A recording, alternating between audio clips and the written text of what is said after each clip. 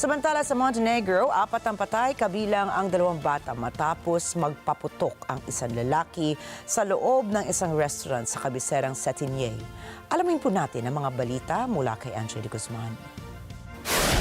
Matapos magpaputok ang suspect sa loob ng isang kainan sa Cetinje, Montenegro, lumabas ito at patuloy na namaril. 4 ang nasawi sa insidente kabilang ang 2 bata. Ayon sa Montenegro Investigative TV, bago ang pamamaril, nagkaroon ng engkwentro sa loob ng restaurant. 2 ang tinamaan at namatay.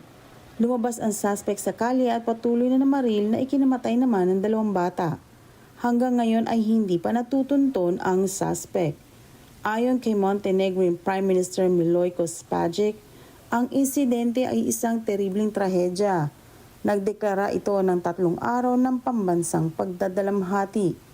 Bihira ang mass shooting sa Montenegro sa kabila ng malalim na kultura ng baril. Sa kabila ng mahigpit na batas ukol sa baril, marami pa ring illegal weapons sa bansa na mula pa noong World War I. Angelique Guzman para sa Mata ng Agala International, trusted, connected, on point.